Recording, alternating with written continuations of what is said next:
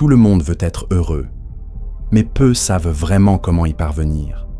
La plupart croient que le bonheur viendra lorsque tout s'alignera enfin, lorsque tu rencontreras la bonne personne, décrocheras le travail de tes rêves, ou seras reconnu pour tout ce que tu as accompli. Mais c'est précisément cette manière de penser qui fait que tant de gens se sentent vides, même entourés de réussites qui devraient apporter de la joie. La vérité est simple, mais libératrice. Le bonheur ne dépend pas de ce qui arrive, mais de la façon dont tu y réagis. Il naît de la manière dont tu choisis de vivre, même quand tout semble aller mal. Nous avons grandi en croyant qu'on ne peut sourire que lorsque tout va bien. C'est ainsi que la majorité d'entre nous a appris à regarder le monde. Mais, et si le bonheur ne dépendait pas uniquement des jours ensoleillés? Peut-être est-ce dans les jours nuageux que tu trouves l'opportunité de voir la vie différemment. Et lorsque tu changes ce regard, tu découvres quelque chose de puissant. Tu peux être heureux même quand les choses ne se passent pas comme prévu, quand tu perds, quand ça fait mal, même quand la vie semble ne pas t'offrir de réponse. C'est de cela dont nous allons parler aujourd'hui. 10 leçons de sagesse stoïcienne, profondes et pratiques, pour changer ta mentalité et transformer ta façon de vivre. Si ce message touche une corde sensible en toi, écris dans les commentaires. Aujourd'hui, je choisis d'être heureux en toute situation. Cette décision simple peut être le premier pas vers le changement que tu attends depuis si longtemps. Avant la première leçon, mets un pouce bleu, partage et abonne-toi. Ce message pourrait atteindre quelqu'un qui a précisément besoin de ces mots. Maintenant, commençons. Leçon 1. Commence à être heureux maintenant. Être heureux en toute situation ne dépend pas de ce que tu vis, mais de la manière dont tu te perçois toi-même. Il est possible d'être entouré de problèmes et de conserver la paix. Et il est aussi possible d'avoir tout ce que tu as toujours voulu et de te sentir vide. La différence ne réside pas dans le monde, mais dans la façon dont tu choisis de le regarder. Beaucoup passent leur vie à attendre le scénario parfait. Ils disent « Je serai heureux quand j'aurai trouvé la bonne personne. Je serai heureux quand j'aurai une stabilité financière. Je serai heureux quand tout ira enfin bien. » Mais ce « quand » n'arrive jamais, car le bonheur ne se trouve pas dans un futur lointain. Il n'existe qu'à un seul endroit, l'instant présent. Marc Aurèle écrivait « Ne vis pas comme si tu allais vivre 10 000 ans. Le destin t'attend. Tant que tu vis, tant que c'est possible, fais-toi bon. » Il nous rappelle que la véritable erreur n'est pas dans les obstacles de la vie, mais dans l'illusion que nous aurons toujours plus de temps, que le bonheur peut être repoussé. Des siècles plus tard, Eckhart Tolle a apporté la même vérité à notre époque. Le moment présent est tout ce que tu auras jamais. Ignorer le présent, c'est gaspiller ta propre vie. C'est comme essayer de respirer demain ou de récupérer l'air d'hier. Seul cet instant est réel. C'est seulement ici que le bonheur peut être vécu. Réfléchis-y. Combien de fois as-tu été dans une conversation, mais ton esprit était ailleurs et tu as dû demander à quelqu'un de répéter ce qu'il a dit? Combien d'étreintes as-tu données machinalement, sans vraiment les ressentir? Et maintenant, va plus loin. Combien de relations se sont terminées justement parce que quelqu'un a remis le meilleur à demain, pensant qu'il aurait tout le temps du monde? Combien d'opportunités sont mortes dans le silence, parce qu'une décision a été repoussée, en attendant un moment parfait qui n'est jamais arrivé?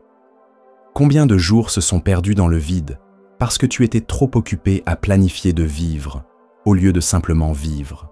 Pendant que tu remets à plus tard, les jours passent, la vie passe, le bonheur passe. Le présent n'est pas une technique, c'est un acte d'amour et de respect envers toi-même. C'est dire « Je suis ici, je ne fuirai plus. Hier est fini, demain n'est pas garanti. Seule cette respiration est réelle, seul ce silence est éternel. » Écris dans les commentaires « Aujourd'hui, je choisis de vivre l'instant présent. » Car lorsque tu apprends à habiter cet instant, tu découvres qu'il y a déjà de la paix, déjà un guide, déjà de la lumière. Leçon 2. Tout ce qui surgit finit par passer. L'une des plus grandes illusions de l'esprit est de croire que la douleur durera toujours. Quand une séparation survient, Quand un projet s'effondre, quand quelqu'un que nous aimons s'en va, le cœur croit que ce poids ne partira jamais. On dirait que la blessure restera toujours ouverte, que l'obscurité n'aura pas de fin. Mais tout ce qui apparaît dans la vie est impermanent. Les émotions, les joies, les tristesses, même les jours les plus sombres. Héraclite disait, déjà, rien n'est permanent, sauf le changement. Ce n'est pas juste une belle phrase, c'est une loi de la vie. La souffrance naît lorsque nous essayons de figer ce qui, par nature, doit couler. Considère ta douleur actuelle comme un nuage dans le ciel. De près, il semble immense, lourd, interminable. Mais si tu l'observes simplement sans t'y accrocher, tu réalises qu'il est en mouvement et, tôt ou tard, il se dissipe. 2. Même que la nuit laisse place au jour, de même que l'orage ouvre la voie au soleil, tout en toi passe aussi. Et voici un point important. L'impermanence ne s'applique pas seulement à la douleur, mais aussi à ce qui est beau. L'étreinte que tu reçois aujourd'hui ne sera pas la même demain. Le sourire qui a réchauffé ton cœur ne dure que quelques instants. Même les moments les plus heureux disparaissent, et c'est précisément cela qui les rend si précieux. Si tu résistes au changement, tu souffres 2 fois. D'abord parce que tu perds, ensuite parce que tu refuses d'accepter cette perte. Mais si tu embrasses l'impermanence, tu trouves une nouvelle façon de vivre. Tu comprends que la douleur est temporaire, mais tu réalises aussi que la joie ne doit pas être reportée, que le temps ne revient pas et que chaque moment doit être vécu comme unique. Quand tu ressens le poids de la vie, souviens-toi, ce qui te fait mal aujourd'hui ne sera peut-être qu'un souvenir demain. Et ce qui te rend heureux aujourd'hui deviendra peut-être une nostalgie demain. Rien n'est fixe, rien n'est sûr. C'est pourquoi répète comme un mantra, ceci aussi passera. C'est le rappel qui libère. La douleur est temporaire, mais ta force est permanente. La beauté est éphémère, mais la gratitude que tu cultives pour elle peut durer éternellement. Leçon 3. La souffrance naît de l'attachement. Tu ne souffres pas parce que quelque chose s'est terminé. Tu souffres parce que tu crois que cela devait durer pour toujours. Mais l'attachement n'est pas de l'amour. L'amour naît de la liberté. L'attachement naît de la peur. Peur de perdre, peur de rester seul, peur de ne pas savoir vivre sans cette personne ou ce scénario que tu pensais nécessaire pour être heureux. Épictète enseignait « Ne cherche pas que les choses arrivent comme tu le veux, mais veux que les choses arrivent comme elles arrivent, et ta vie sera sereine. » Cette phrase révèle un poison silencieux, l'obsession du contrôle.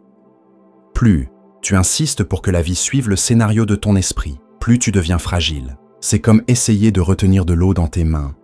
Plus tu serres fort, plus elle s'échappe vite. C'est là que Khalil Gibran complète avec poésie. Si tu aimes quelqu'un, laisse-le libre. S'il revient, il est à toi. S'il ne revient pas, il ne l'a jamais été. Aimer avec détachement n'est pas de la froideur, c'est du courage.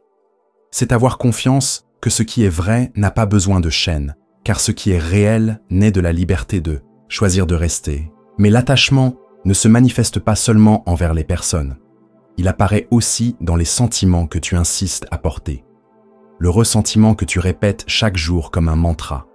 La douleur qui est devenue une partie de ton identité. Le souvenir amer que tu utilises comme excuse pour ne pas avancer.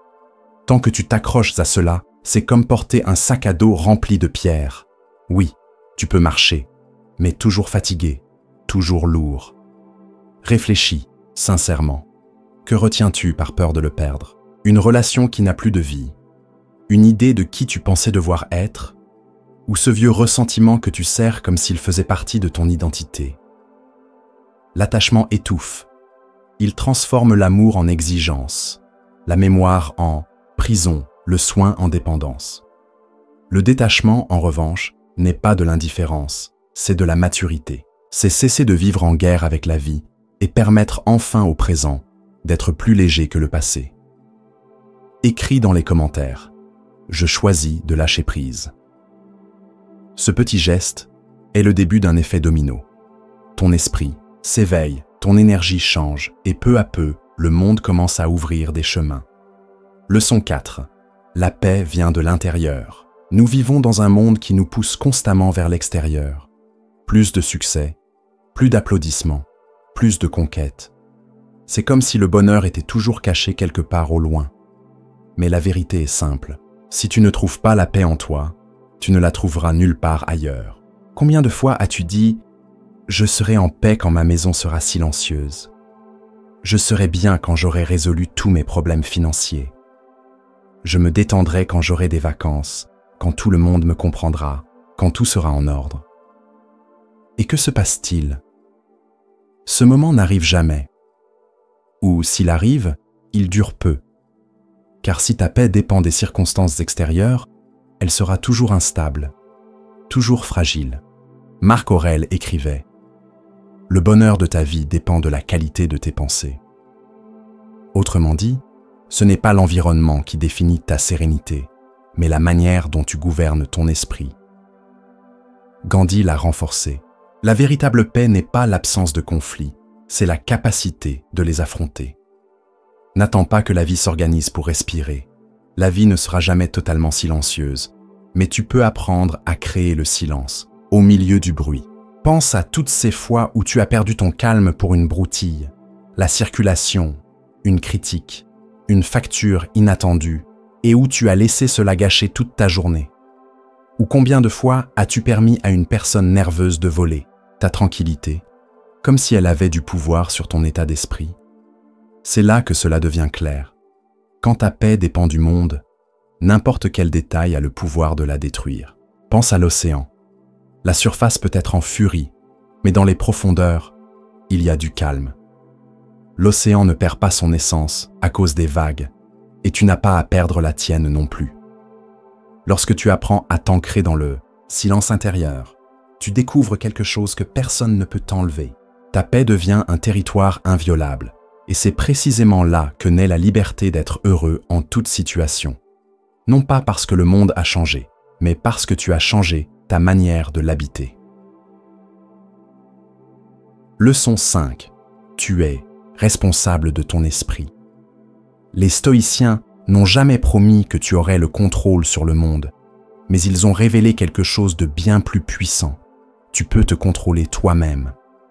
Épictète disait « Ce ne sont pas les choses qui nous perturbent, mais l'opinion que nous en avons. Tu ne choisis pas la première émotion qui surgit, la peur, la colère, la tristesse. Mais tu peux choisir ce que tu en fais, l'alimenter ou la laisser passer, la répéter ou la transformer. Combien de fois ton esprit a-t-il inventé des souffrances qui n'ont jamais eu lieu? Combien de nuits as-tu passé prisonnier de pensées répétitives qui n'existaient que dans ta tête? Quand tu ne gouvernes pas ton esprit, tu deviens son esclave. Viktor Frankl, survivant des camps de concentration, écrivait « Entre le stimulus et la réponse, il y a un espace. Dans cet espace réside notre pouvoir de choisir notre réponse, et dans cette réponse se trouve notre liberté. Cet espace est ton plus grand trésor, mais pour y accéder, tu as besoin de présence et de discipline. Ton esprit est comme un jardin. Si tu l'abandonnes, les mauvaises herbes poussent sans demander la permission. Mais si tu le cultives avec conscience, de nouvelles façons de vivre s'épanouissent. Des pensées qui nourrissent la force plutôt que la peur, le courage plutôt que le doute. Et lorsque le doute ou la peur surgissent, car ils surgiront toujours, souviens-toi, tu n'es pas tes pensées. Tu es le gardien de la porte, celui qui décide quelles idées entrent et lesquelles doivent sortir. Leçon 6. Tout être aspire à être heureux. Derrière chaque action humaine, même les erreurs les plus douloureuses, se cache un élan secret. Le désir d'apaiser sa propre douleur, le désir d'être heureux.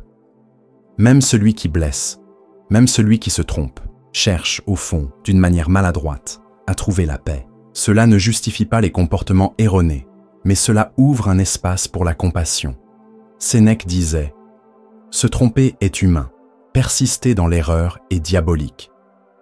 Il ne parlait pas seulement de corriger ses fautes, mais du fait que chaque erreur naît d'une âme en conflit, perdue dans sa propre obscurité. Des siècles plus tard, Dostoïevski écrivait « L'homme est malheureux parce qu'il ne sait pas qu'il est heureux. c'est la grande cécité de l'humanité.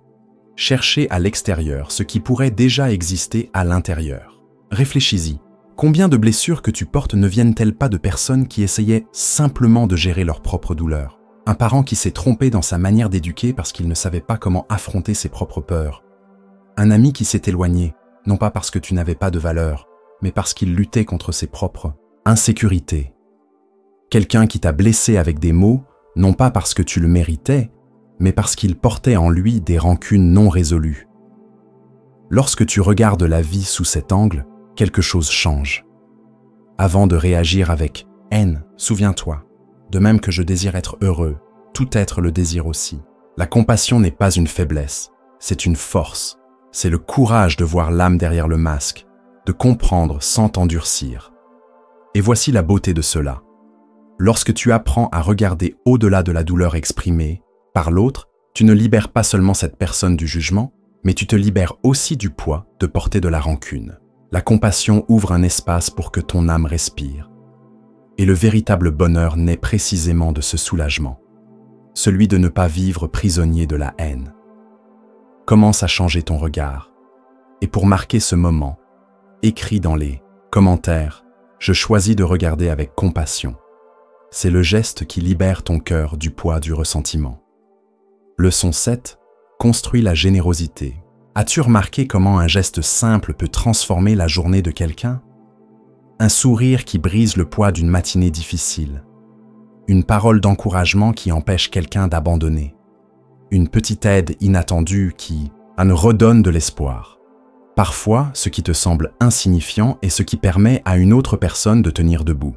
Sénèque disait « Là où il y a un être humain, il y a une opportunité pour la bonté. Cela signifie que chaque jour, dans chaque rencontre, il existe une chance d'illuminer un peu le monde. La question est, es-tu attentif à ces opportunités ou passes-tu à côté, distrait? Ralph Waldo Emerson complétait « Il n'existe pas de devoir plus indispensable que celui d'être reconnaissant. » La générosité et la gratitude vont de pair. Lorsque tu offres quelque chose de précieux à quelqu'un, du temps, de l'attention, du soin, tu ravives en toi le souvenir de tout ce que tu possèdes déjà. Donner, c'est aussi reconnaître que tu as. Et voici le secret. La générosité ne transforme pas seulement celui qui reçoit, mais aussi celui qui donne. Même dans les jours difficiles, lorsque tu choisis d'être généreux, quelque chose change en toi. Ton cœur s'élargit, ton esprit trouve de la légèreté. Et soudain, tu découvres que tu es encore capable de sourire malgré tout. Le bonheur cesse alors d'être une récompense lointaine et devient un reflet immédiat du bien que tu partages. Demande-toi, dans les lieux que tu traverses, est-ce que tu ajoutes ou retranches? Est-ce que tu laisses de la légèreté ou du poids? Car personne ne peut donner ce qu'il ne cultive pas. Si, en toi, il n'y a que de la hâte, de l'irritation ou de l'indifférence, c'est cela qui se propage. Mais si tu cultives la conscience, la présence et l'amour, c'est cela que le monde reçoit.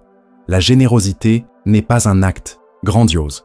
C'est un choix quotidien de ne pas t'endurcir, de ne pas te fermer, de ne pas vivre uniquement pour toi. C'est la décision d'ouvrir un espace pour que la vie qui passe par toi devienne plus légère pour les autres.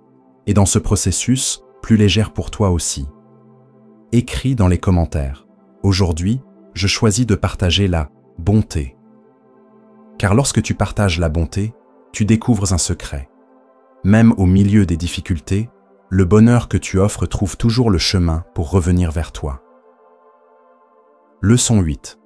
Sois reconnaissant chaque jour. Marc Aurèle, dans ses méditations, commençait par rendre grâce. Il remerciait sa mère pour sa générosité, ses maîtres pour leurs exemples de vertu, même les personnes qui l'avaient blessé, car chacune lui avait apporté un enseignement. Pour lui, la gratitude n'était pas une émotion passagère, mais une pratique quotidienne de clarté et d'humilité. Sénèque le confirmait. Rien n'est plus honorable que la gratitude. Et aujourd'hui, la science le prouve. Des chercheurs comme Robert Emmons ont démontré que la pratique de la gratitude réduit l'anxiété, renforce le bien-être et augmente le bonheur durable. La gratitude est comme un muscle. Plus tu la pratiques, plus elle devient forte. Au début, cela peut sembler insignifiant de remercier pour un café chaud, pour le sourire de quelqu'un dans la rue, pour le lit qui t'accueille à la fin de la journée, ou simplement pour le fait de respirer maintenant. Mais à mesure que tu répètes cet exercice, quelque chose se transforme dans ton esprit. Tu cesses de vivre dans la pénurie et commences à reconnaître l'abondance qui existe déjà dans le monde. C'est à ce moment-là que la transformation opère. Celui qui ne cultive pas la gratitude a toujours l'impression qu'il lui manque quelque chose, même lorsqu'il est entouré de choses positives. Il vit en poursuivant le prochain pas, la prochaine récompense, le prochain moment. Cette personne peut accumuler beaucoup, mais ne se sent jamais satisfaite, car elle regarde toujours ce qu'elle n'a pas encore. C'est comme quelqu'un qui collectionne les victoires, mais ne célèbre jamais aucune, car il est déjà obsédé par la suivante. C'est le vide de celui qui vit sans gratitude. Rien ne suffit, rien ne remplit. En revanche, celui qui pratique la gratitude apprend à savourer ce qu'il a déjà. Il découvre que le bonheur ne dépend pas seulement des grandes conquêtes, mais aussi des petits instants. L'arôme du café le matin, une conversation sincère, une étreinte inattendue, la force de se relever même après une journée difficile. Et, étonnamment, il trouve du bonheur même dans les situations adverses, car il découvre qu'il y a toujours quelque chose à célébrer. La santé qui reste, l'amitié véritable, la leçon née d'une perte, la simple opportunité de recommencer. La gratitude change la manière dont tu regardes la vie. Elle te fait voir qu'il n'existe pas de vie parfaite, mais une vie présente, qu'il n'existe pas de bonheur futur, mais une joie qui s'épanouit maintenant, dans l'instant, où tu choisis de reconnaître. Et c'est là que tout bascule. Le bonheur cesse d'être un objectif lointain et devient un reflet de ta perception. Il ne naît pas de l'espoir d'avoir plus, mais de la reconnaissance de ce qui existe, déjà. Et plus tu reconnais, plus cela devient fort, car la gratitude est le terreau fertile où la joie s'épanouit. C'est aussi le secret qui te permet d'être heureux en toute situation. Leçon 9. Le changement commence par toi. Tout le monde veut un monde meilleur, des relations plus authentiques, une vie plus juste, mais peu ont le courage de commencer par leur propre transformation. Marc Aurèle écrivait « Celui qui vit en harmonie avec lui-même vit en harmonie avec l'univers. » Cette phrase est un miroir. Tout ce que tu cultives en toi déborde à l'extérieur. Si, à l'intérieur, il y a du désespoir, de l'irritation, de l'impatience, le monde extérieur reflètera exactement cela.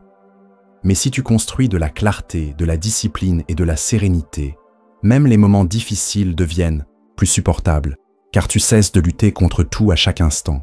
Tolstoï, des siècles plus tard, a exprimé la même vérité. Tout le monde pense à changer l'humanité, mais personne ne pense à se changer soi-même. Et c'est là le point crucial.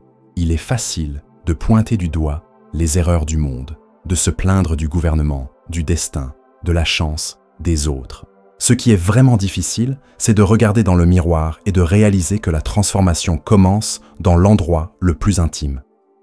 La manière dont tu penses, réagis et choisis. Combien de fois t'es-tu surpris à blâmer ton travail, ton partenaire, ta famille, en pensant que tu serais heureux si seulement il changeait? Mais même lorsque les circonstances changent, l'insatisfaction revient, car le problème n'était pas seulement à l'extérieur. Il était dans la manière dont tu as choisi de vivre à l'intérieur. Quand tu guéris une blessure, toi, tu guéris aussi une partie du monde. Quand tu choisis le silence plutôt que le cri, tu répands le calme autour de toi. Quand tu décides de vivre dans la vérité, tu inspires les autres à faire de même. C'est le pouvoir invisible du changement personnel. Il se propage comme des ondes sur un lac, atteignant des lieux que tu n'aurais jamais imaginés. Demande-toi, qu'as-tu attendu que le monde change, alors que tu devrais commencer à le changer en toi? Car chaque choix, aussi petit soit-il, résonne, et cet écho devient une direction, un destin, un héritage. Souvent, ce n'est pas le monde qui a besoin de se réorganiser, mais ta posture face à lui. C'est te lever 10 minutes plus tôt pour changer le rythme de ta journée. C'est choisir d'écouter, plutôt que de réagir avec colère. C'est faire un pas courageux quand tout en toi te pousse à reporter. Ces gestes sont comme des pierres jetées dans l'eau. Ils créent des ondes qui s'étendent bien au-delà de l'instant où elles commencent. choisis de commencer le changement en toi. C'est l'engagement qui brise le cycle de l'attente, qui met fin à l'exigence que tout autour soit différent et qui te rend le contrôle de ta vie. Car être heureux en toute situation ne dépend pas de vivre dans un monde parfait. Cela dépend de cesser d'attendre que la vie change d'elle-même et d'avoir le courage de te transformer d'abord. Leçon 10. Chaque difficulté porte une graine de prospérité. Quand nous sommes au cœur de la tempête, il est difficile de croire que cette pluie puisse apporter quelque chose de bon. Elle mouille tout, elle fait peur, elle semble tout détruire. Mais quand la tempête passe, nous réalisons que cette même eau qui effrayait est celle qui pénètre la terre, nourrit le sol et donne aux graines la force de s'épanouir. Les difficultés sont ainsi. Au début, elles semblent n'être que douleur, mais en silence, elles cachent l'opportunité de développer des racines plus profondes et de donner naissance à quelque chose de nouveau. Marc Aurèle écrivait « L'obstacle sur le chemin devient le chemin lui-même ». Cette phrase résume l'essence de la résilience stoïcienne. Ce qui semble aujourd'hui un blocage peut être précisément le terreau fertile qui soutiendra ton évolution demain. Le problème n'est pas dans la barrière elle-même, mais dans la manière dont tu choisis de la traverser. Napoleon Hill répétait la même vérité en d'autres termes.